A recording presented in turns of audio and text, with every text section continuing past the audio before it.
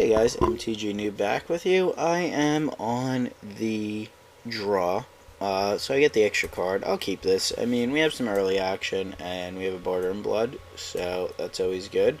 Last round was a little disheartening, but we will try to rebound and at least salvage a 2-1 here.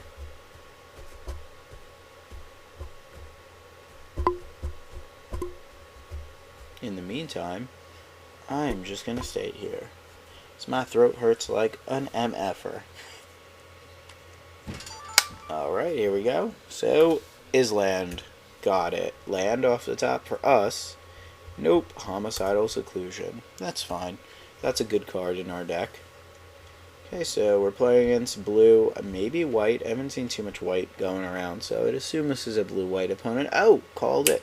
Bam. What's that? Is that a little scientist you have there? Okay, a Grave Exchange, huh? Alright, I'm actually going to play the 2-1 out, because I don't see it living very long, and it's something I could get back with my double awesome Grave Exchange. Alright, favorable wins. We'll see how favorable that is. I assume he's going to be blocking and sacking, so we will let that happen.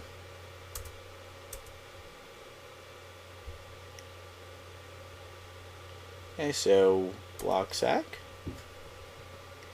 Seems like a plan. I have to assume he has a ton of flyers with favorable wins. I'm actually going to play out the Taskmaster here. I know it seems like very poor, but the thing is, if I really need to, I can get away from it with a Barter in Blood. I mean, yes, I'm kind of getting rid of this, but I'm just going to remove this card at end step. And I'm going to say it's going to be sucky, but we will at least get to bash in with a pretty big flyer. Oh, you see how I don't call land and land happens? And this guy goes, hello. Hello all. Don't double righteous blow me, please. Okay, and not doing anything else. I mean, yes, I could play this guy out and probably kill his next drop, but he might not play anything. I don't know. That's a question. Let me know what you would have done there. Do you think I should be playing out the Executioner? You know what? I'm gonna hedge my bets, and I'm gonna play out the Executioner. The only thing that's really going to suck is if he has a way to kill this, or bounce it, or tap it down, or do things like that. Like that. That's awesome. So, Spectral Prison's actually much better than you think. Yeah, sure, we'll do that. Why not? Alright, and of course we get to play nothing now on top of everything. I'm not going to Barter in Blood here. I think he's just going to catch up naturally, and then I'll just barter. Okay, we also have things that, you know, like this. We're going to get the crap beaten out of us by Wingcrafter. I think at this point, unless he has some sort of bomb, we should win this game. I mean, we don't have a lot of spells to take this prison off, but that's fine. You give them Soulbound and Flying. I mean, you give them Hexproof and Flying. I think I'm going to barter here, unless I draw an instant. Look at that. That's some synergy, I'm not going to lie. Favorable wins plus Windcrafter plus Shieldmate. That's pretty sweet. Alright, so we're going to get bashed and take 2. So the key to your deck is Wingcrafter. Alright, well, unless we draw an instant here, I think we just barter.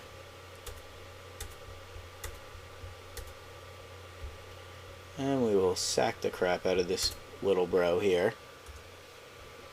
And pass the turn. And then next turn, we'd like to play this guy and just bash brains in. If he plays something really good, we got a grave exchange. Like, that's really good. So we'd like to grave exchange here, if we could. Oh, well, that's good, right? We could rip a driver of dead? That's awesome. It never works out when you want it to. I'm trying not to be bitter at this point. It really makes no sense to not play the driver here because the driver is a 3-2. So we could realistically at least race this.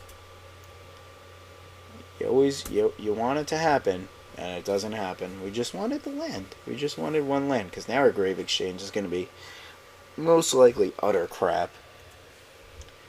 So we'll take 3 here, and he'll go up to 19. We'll go down to 15. And maybe we'll get lucky. Nope, no luck for us. Man, blowout city, huh? Okay. Oh, there's the land that's like super way too late.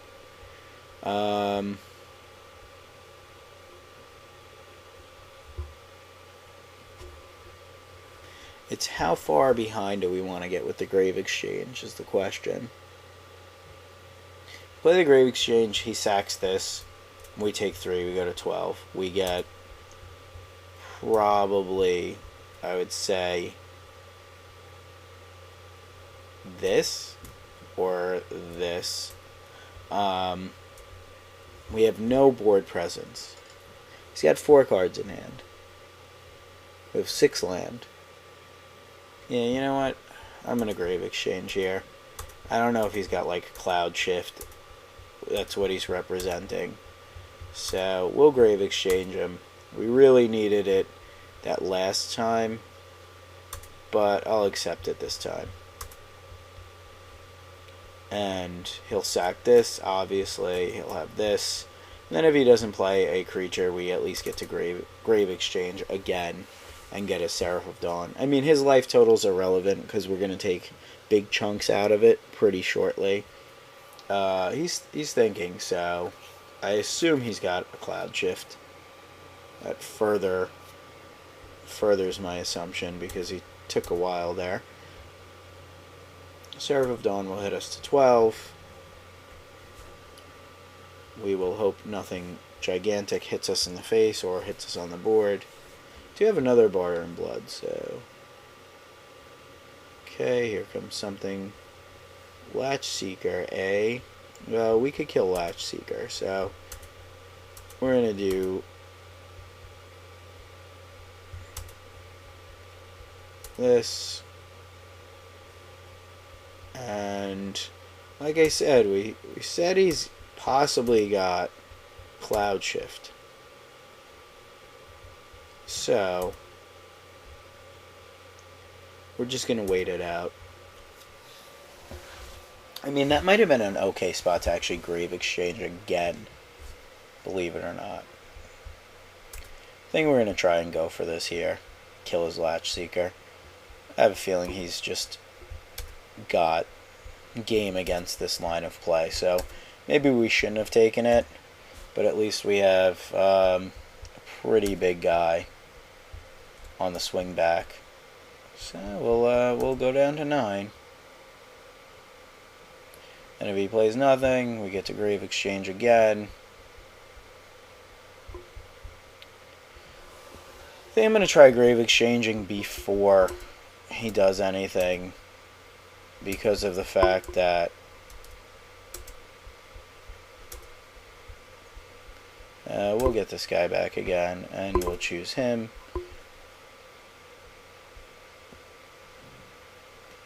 Because of the fact that I don't want him to flash something in. Like he might have a Restoration Angel, and at least now this is getting fleeted, which is fine. He gets to draw a card. I know I hit it. You saw me hit it. You know I'm going to hit it again and pass my combat phase somehow. Okay, and swing for 4. Okay, so, like I said, life totals are being exchanged.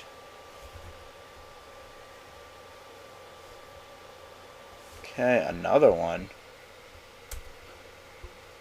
That is slightly annoying, not gonna lie. Okay, we will just play out our Howlgeist. And Killing Wave does not target, so gotta keep that in mind. And he's got 2 cards in hand, so I think we're pretty far ahead at this point. Unless some crazy bomb comes down here. Which, that's pretty good. Okay, favorable wins. That is totally fine. Okay, so we rip a land. Essentially, we could play out we could take a few different lines of play. Howlgeist is just going to get tapped down by that stupid thing. So I think I'm going to play Seclusion and our Connoisseur. I think that's our best line to take. Connoisseur also gets to sack a bunch of stuff. You know the things coming down and going on him, I would assume, unless he has a decent blocker. He's just going to take it. That's interesting. I don't know if I like this. I'm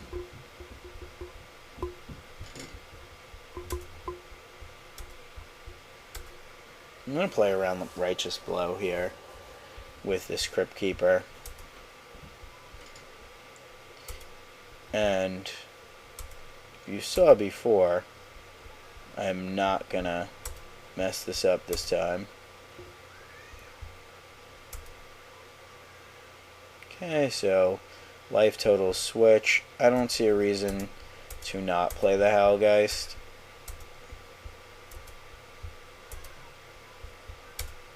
Because if anything, it'll make this guy bigger. And, you know, comes back as a 5/3 if I decide to sack it. Okay, that guy's fine.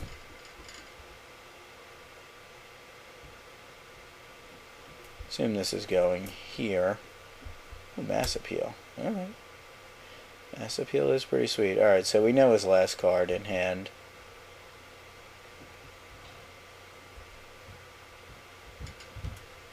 Okay, and Deathwind is pretty good. I don't know if we're going to be able to just straight up kill him this turn.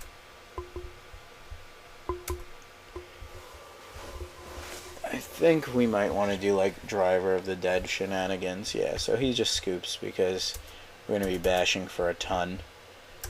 Alright, so let's see what our options in the sideboard are. I think we got somewhat lucky that game.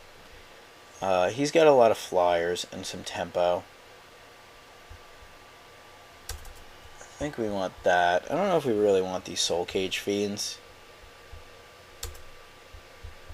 Okay. Let's see.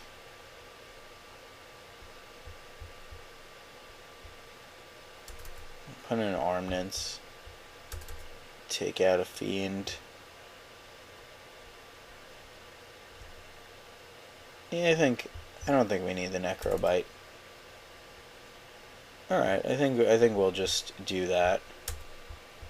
See what happens here. Buddy's trying to trade with me.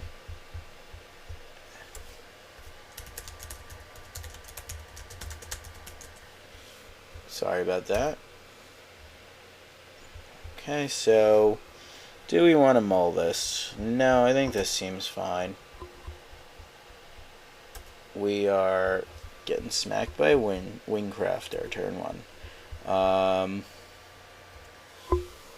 mean, I don't love getting smacked in the face by Wingcrafter, but it is what it is. Okay, so We'll pass the turn. I wonder if he's going to craft wings with anything yet. Really wish I had some of those -1/-1 enchantments. Those are pretty good. Okay, so I guess we're going to take another one here, minimum. I think we're just going to end up playing the vessel, because the vessel is pretty sweet. And it speeds us ahead. I mean, I could play the Soul Cage Fiends, but I don't think I mind getting hit for a bunch from a 1/1, and hopefully he plays like Seraph of Dawn here, which he can't, but we could just barter away whatever this is, which I think is fine, because him having hexproof is very annoying to deal with. Plus we also have Grave Exchange, so you know, we can potentially do some good things with that. Killing Wave's good. Yeah, I think I barter here.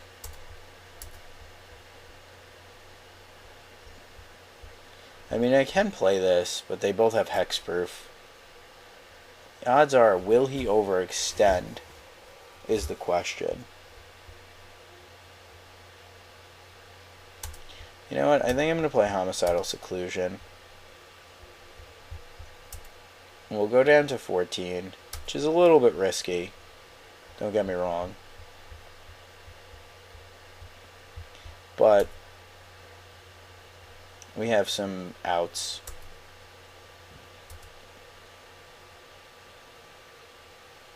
Okay. Fettergeist, eh? Okay.